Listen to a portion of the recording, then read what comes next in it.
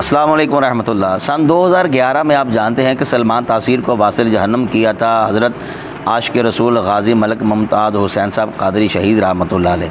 تو دو گروہ بن گئے، ایک تو یہ تھا بلکہ 99% علماء تھے کہ جنہوں نے کہا تھا کہ سلمان تاثیر جو ہے وہ گستاخ رسول ہے اور جو ممتاز قادری نے کیا وہ صحیح کیا، چونکہ عدالتوں نے جو ہے وہ اس چیز کا نوٹس لیا ہی نہیں ہے، بارہا مرتبہ ان کو آگاہ کیا گیا لیکن انہوں نے جو ہے وہ کسی قسم کا کوئی ایکشن نہیں لیا۔ تو اس لیے ممتاز قادری نے جو کیا وہ صحیح کیا اور وہ سلمان تاثیر جو ہے وہ گستاخ رسول ہے۔ لیکن ساتھ میں کچھ ایسے بھی تھے، لیکن وہ چند ایک تھے کہ جنہوں نے کہا تھا کہ بالکل یہ ہیرو نہیں ہے ممتاز قادری، اور وہ سلمان تاثیر جو وہ بھی گستاخ رسول نہیں ہے، بلکہ ممتاز قادری کو کہا جا رہا تھا کہ اس نے جو کہا ہے وہ غلط کہا ہے اور جو اس نے کیا وہ غلط کیا ہے۔ تو ایک ٹی وی چینل پر بیٹھ کر جو ہے وہ علامہ اشرف آصف جلالی صاحب کنز العلماء ان کا اور ان کے مقابلے میں طاہر اشرفی صاحب یہ دونوں بیٹھے ہیں، اور طاہر اشرفی صاحب کا کہنا یہ تھا کہ یہ بالکل ہیرو نہیں ہے ممتاز قادری صاحب، اور سلمان تاثیر وہ بھی گستاخ رسول نہیں ہے، یہ گستاخی بنتی نہیں ہے۔ اس موقع پر بیٹھ کر جو اشرف آصف جلالی صاحب نے جو دلائل پیش کیے اور جو بات کہی ہے نا، یقین مانیے کہ دل جو ہے وہ خوش ہو گیا۔ جس کو ان چیزوں کا پتہ نہیں ہے نا، اگر وہ بھی سنیں گے نا، میرا خیال ہے اگر تھوڑا سا وقت نکال لیں تو کوئی بڑی بات نہیں ہے، کوئی مشکل کام نہیں ہے۔ آپ سنیں گے تو انشاءاللہ ایک تو آپ کا ایمان تازہ ہوگا، علم میں اضافہ بھی ہوگا، اور پھر آپ کو پتہ چلے گا کہ سرکار دو عالم جانے جانا صلی اللہ تعالیٰ علیہ وسلم کی ذات اقدس پر جو ہے وہ کتنے لوگ جو ہیں وہ اپنی جانیں جو ہیں وہ قربان کرنے کے تیار ہیں، اور صرف یہی نہیں بلکہ میرا خیال ہے میں کچھ نہ کہوں تو بہتر رہے گا، آپ خود سنیے گا اور خود فیصلہ کیجیے گا۔ آئیے ذرا سنتے ہیں۔ یہ بچوں نے جو قتل کیا تو کون سی عدالت لگی وہاں سے، کون سی سماعت ہوئی؟ سلمان حضرت کو اس کے بعد ان سے بڑھ کے کوئی قانون جانتا؟ وہ کہہ رہا ہے سلمان تاثیر اس کے بعد 3 منٹ نہیں دینے چاہیے تھے، کیوں اتنا عرصہ وہ زندہ رہا؟ وہ کون سی گستاخی کی ہے، کون سی گالی دی سلمان تاثیر نے رسول اللہ صلی اللہ علیہ وسلم کو؟ اس قانون کو کالا کہا۔ ایک منٹ، جو قانون آپ 1986 میں بناتے ہیں اور وفاقی شریعت عدالت 86 میں چھوڑے، ایک منٹ، اگر اس قانون کو اگر یہ قانون بنا ہے کیا اس میں ضیاء کا نام لکھا ہے؟ ضیاء کی عزت کا ذکر ہے؟ کہہ رہا ہوں کہ 1991 میں پورا قانون رسول اللہ صلی اللہ علیہ وسلم کی عزت کے متعلق ہے، ایک عرب بھی کسی دوسرے کے بارے میں نہیں۔ جو رسول اللہ صلی اللہ علیہ وسلم کی عزت کے قانون کو رسول اللہ صلی اللہ علیہ وسلم کہاں نظر آ رہا ہے؟ ٹھیک ہے، آپ اس کے جملے سنیں، پھر اس کے بعد 10 بار اس میں آپ نے سلمان تاثیر صاحب کا ذکر کیا۔ سلمان تاثیر صاحب کے پہلے بیان کو ساری دنیا نے لے لیا کہ جی وہ جیل گئے اور جیل جا کے انہوں نے یہ کہا ہے۔ اس کے بعد وہ جتنی وضاحتیں کرتے رہے کسی نے ان وضاحتوں کی طرف توجہ ہی نہیں دی، اور نتیجہ کیا ہوا کہ ایک نوجوان جو ہے اس نے کہا جی میرے جذبات مشتعل ہو گئے، کیونکہ یہ قرآن و سنت کا قانون تھا، یہ اللہ کا قانون تھا، وہ قانون جس کے اوپر آپ آج بھی رائے دری کر رہے ہیں، آج بھی کہ آپ کے کچھ علماء کہتے ہیں جی اسلامی نظریاتی کونسل میں سے لے جائیں۔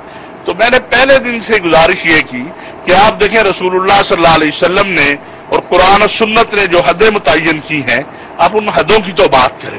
آپ 1986 میں یہ قانون بنا تو 1991 میں وفاقی شرعی عدالت نے پھر اس میں ترمیم کیوں کی؟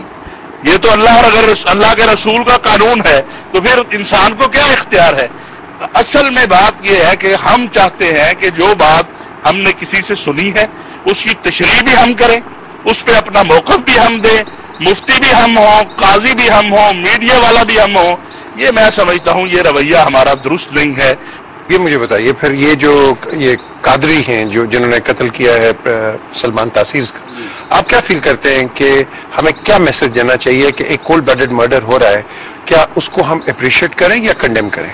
جہاں تک ممتاز قادری صاحب کا اور قانون تحفظ ناموس رسالت کا تعلق ہے، اس میں ہمارے ملک کی یہ خوش قسمتی ہے کہ ہمارے آئین میں قرآن و سنت کی روح شامل ہے، اور 295 اگرچہ ہمارے آئین کا حصہ ہونے کے لحاظ سے ہم اس کو پاکستان کے قانون کا حصہ سمجھتے ہیں، مگر یہ محض پاکستانی نہیں بلکہ قرآنی اور ایمانی قانون ہے۔ لوگوں کی غلط فہمی ہے کہ یہ کوئی ضیائی قانون ہے، یہ ضیائی نہیں بلکہ خدائی اور مصطفی قانون ہے۔ اب تو حکومت کو بھی اس کا ادراک ہو گیا ہے، اور اب اس کے بارے میں کوئی اس طرح کی بے احتیاط گفتگو کی اجازت بھی نہیں ہونی چاہیے۔ اور میں یہ سمجھتا ہوں کہ پہلے بھی جو کچھ ہوا ہے وہ ہمارے مختلف چینلز پر کچھ لوگوں نے گفتگو ایسی کی ہے فری سٹائل میں کہ ناموس رسالت کے آداب سے متعلق وہ صحیح نہیں تھی اور عوام کے جذبات مجروح ہوئے، ایسی مختلف جو ہیں بحثیں ان کو سننے سے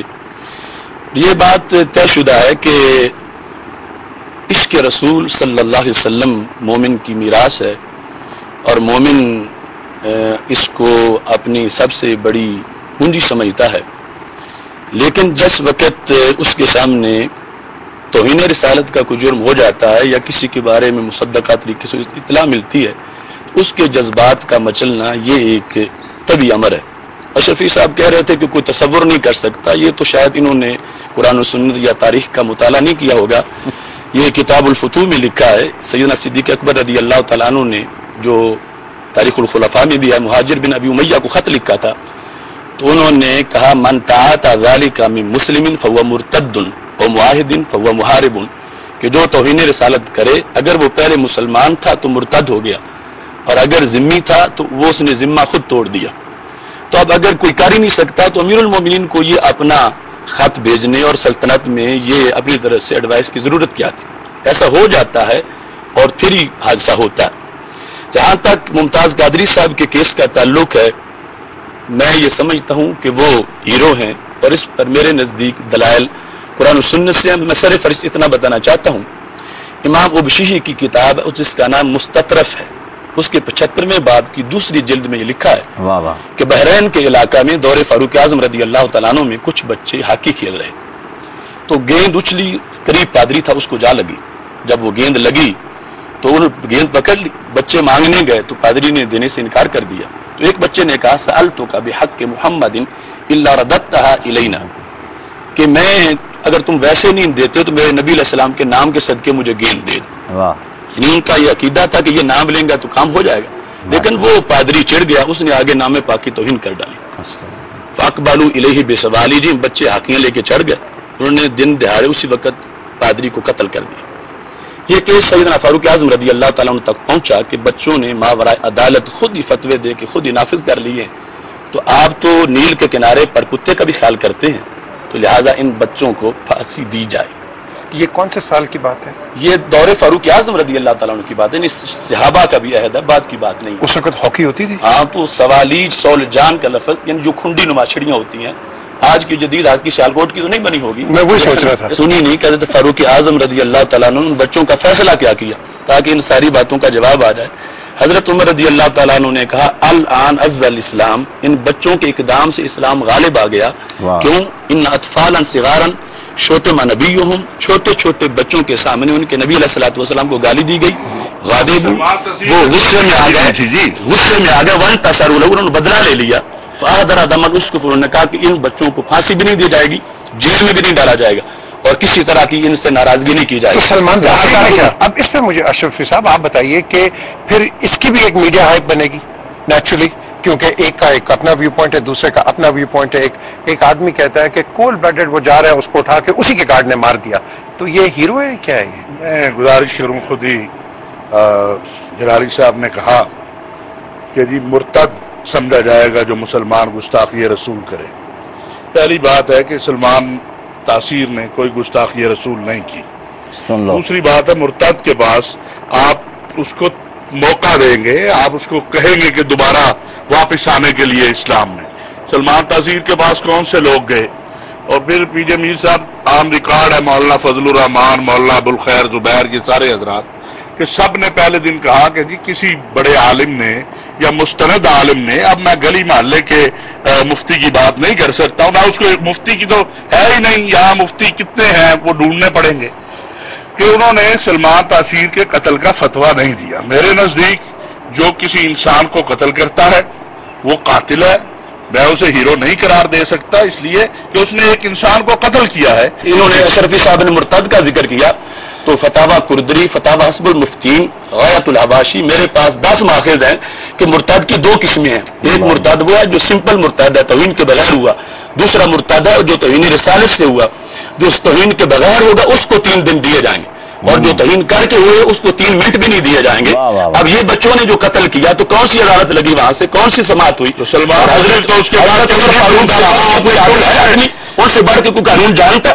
وہ کہہ رہے ہیں سلمان تاثیر پھر اس کے بعد 3 منٹ نہیں دینے چاہیے تھے، کیوں اتنا عرصہ وہ زندہ رہا؟ وہ کون سی گستاخی کی ہے، کون سی گالی دی سلمان تاثیر نے رسول اللہ صلی اللہ علیہ وسلم کو؟ اس قانون کو کالا کہا۔ ایک منٹ، جو قانون آپ 1986 میں بناتے ہیں اور وفاقی شریعت لعنت و 86 کو چھوڑ، ایک منٹ، اگر اس قانون کے اوپر اگر یہ قانون جو ہے پی جے صاحب اس پر گفتگو ہی نہیں ہو سکتی، میرا ایک سوال ہے کہ ہیومن رائٹس کمیشن کہتا ہے 4000 کیس ہوئے، آپ کی گورنمنٹ کہتی ہے 1000 کیس ہوئے، ہم 1000 کو مان لیتے ہیں، 1000 کیس میں کسی ایک شخص کو سزا نہیں ہوئی۔ میرا سوال یہ ہے کہ جس شخص نے وہ FIR لکھواتا ہے، جو شخص، اور اس پر جو گواہ آتے ہیں، وہ FIR آپ پڑھ نہیں سکتے، آپ روح کنڈے کھڑے ہو جائیں گے، آپ پریشان ہو جائیں گے کہ یہ کیا لکھا ہوا ہے۔ آج تک اس ملک کے اندر کسی دینی جماعت نے، کسی مذہبی شخصیت نے تحریک نہیں چلائی کہ جی یہ FIR کروانے والے کے ایک تو بھی سزا دے دیں گے۔ اور دوسری بات، سلمان تاثیر صاحب ہمیں بتائیں تو صحیح، اس نے کون سی رسول اللہ کو گالی دی؟ بتاتا ہوں، اب جس کاغذ پہ لیٹر پہ لکھا ہو کہ اللہ ایک ہے، اردو میں تم نے لکھا ہو، اب اس کو کہے کہ اس پہ جو کچھ لکھا ہے میں نہیں مانتا، تم یہ کہو گے کہ یہ بندے کا لکھا ہوا تھا نہیں مانتا تو کوئی بات نہیں۔ قانون بنا ہے، کیا اس میں ضیاء کا نام لکھا ہے؟ ضیاء کی عزت کا ذکر ہے؟ کہہ رہا ہوں کہ پورا قانون رسول اللہ صلی اللہ علیہ وسلم کی، پورا قانون رسول اللہ صلی اللہ علیہ وسلم کی عزت کے متعلق ہے، ایک عرب بھی کسی دوسرے کے بارے میں نہیں۔ میں یہ جو رسول اللہ صلی اللہ علیہ وسلم کی عزت کے قانون کو رسول اللہ صلی اللہ علیہ وسلم کہاں نظر آ رہا ہے؟ ٹھیک ہے، آپ اس کے جملے سنیں، پھر اس کے بعد 10 بار اس میں آپ اس کی اتنی کر رہے ہیں۔ دیکھیں، اب ایک عورت جس نے اقرار کیا کہ میں نے توہین کی ہے، اس کو چھڑانے کا عزم کر لیا، وہ غلط تھا اس کا، میں بالکل غلط تھا، کبھی نہیں کہا کہ یہ بات ٹھیک ہے۔ اس نے اقرار کیا، جو گستاخ کو جب تفوض ہے اس کو گستاخ نہیں ہے۔ بطور گورنر اس کی ذمہ داری تھی کہ نہیں؟ امین ندری کو محمد بن مسلمہ نے اس لیے مانا تھا، اس نے کعب بن اشرف کی حمایت کی۔ میری گزارش، فار ایگزامپل اب دیکھیں یہ جو ہم ڈسکشن کر رہے ہیں، اب ان کا ایک ویو پوائنٹ ہے، اب اگر ان کا ویو پوائنٹ ہے تو کل ان کو بھی پھڑکا دیں گے۔ ویو پوائنٹ اس لیے تو ہم کہتے ہیں کہ بات سوچ سمجھ کے کرنی چاہیے، اور اس کے اب ہم بات جو چلا رہے ہیں وہ اس میں بول کے پھر اس کو یعنی خلقے مبت کرتے ہیں، جو بات چل رہی تھی اسی پر بات یہ کہ جس وقت اس ملک میں سرکاری سطح پر توہین رسالت کی گئی تو قانون اب عمل میں آتا اور فوراً روکا جاتا۔ اتنی بڑی جسارت ہوئی اور قانون نہ ہونے کی وجہ سے یہ سب، جس آدمی نے ایکسیکیوشن کا فریضہ سر انجام دیا اس نے جا کے کیوں تھانے میں رپورٹ نہیں کروائی اس کے خلاف کہ میں اس کے خلاف رپورٹ کرانا چاہتا ہوں۔ تھانے میں مقدمہ درج کرانے کے لیے عالمی تنظیم اہل سنت بہت سے لوگ گئے، انہوں نے جا کے تھانے میں ریکارڈ پہ کہ وہ گئے اور نہیں ہوا کہ تھانے میں وہ گئے۔ اب یہ تو ہے نا کہ قانون کو ایک سرد خانے میں رکھا گیا اور جو جتنا پاورفل ہے جو مرضی کرتا پھرے، اس میں قانون اپنے ہاتھ میں لے لیں۔ نہیں، قانون تو ہے ہی، ناموس رسالت کا قانون باقی قانونوں سے بالکل جدا ہے۔